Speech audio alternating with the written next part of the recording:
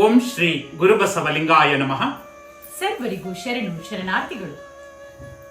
ಹೆದರದಿರು ಮನವೇ, ಬೆದರದಿರು ತನುವೆ, ನಿಜವ ನರಿದು ನಿಶ್ಚಿಂತವಾಗಿರು.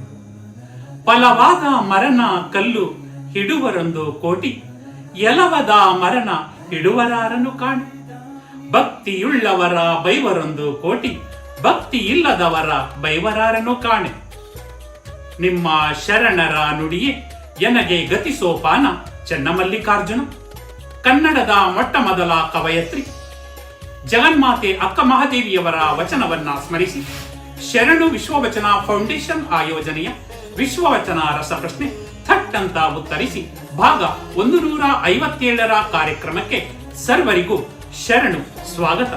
ಬನ್ನಿ ಪ್ರಶ್ನಾ ವಿಭಾಗಕ್ಕೆ ಹೋಗೋಣ.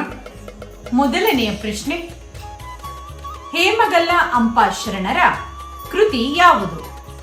ಎರಡನೇ ಪ್ರಶ್ನೆ, ಅಪ್ಪು ಎಂಬ ತತ್ವ ಆಕಾಶ, ಅಪ್ಪು, ವಾಯು, ಅಗ್ನಿ ಮತ್ತು ಪೃಥ್ವಿಯೊಡನೆ ಬೆರೆತಾಗ ಯಾವುದು ಉಂಟಾಗುತ್ತದೆ ಎಂಬುದನ್ನು ಕ್ರಮಬದ್ಧವಾಗಿ ಬರೆಯಿರಿ.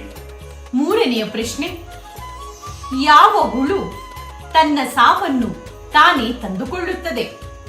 ನಾಲ್ಕನೇ ಪ್ರಶ್ನೆ, ಅನ್ನ ಉದಕದ ದೆಸೆಯಿಂದ ಉಂಟಾಗುವಂತಹ ಯಾವ ಅಂಶಗಳು ಮನುಷ್ಯನನ್ನು ಕಾಡುತ್ತಿವೆ? ಕೊನೆಯ ಹಾಗೂ ಐದನೆಯ ಪ್ರಶ್ನೆ, ಹೇಮಗಲ್ಲ ಅಂಪ ಶರಣರ ವಚನಗಳ ಅಂಕಿತ ನಾಮವೇನು? 5 ಪ್ರಶ್ನೆಗಳನ್ನು ಕೇಳಿದ್ದೀರಲ್ಲವೇ? 5 ಪ್ರಶ್ನೆಗಳಿಗೆ ಥಟ್ ಅಂತ ಉತ್ತರಿಸಿ ಬಹುಮಾನವನ್ನು ತಮ್ಮದಾಗಿಸಿಕೊಳ್ಳಿ. ಮುಂದಿನ ವಿಶ್ವವಚನ ರಸಪ್ರಶ್ನೆ ಕಾರ್ಯಕ್ರಮದಲ್ಲಿ ಭೇಟಿಯಾಗೋಣ. ಸರ್ವರಿಗೂ ಶರಣು ಶರಣಾರ್ಥಿ. ಬಸವರಾತ್ರಿ.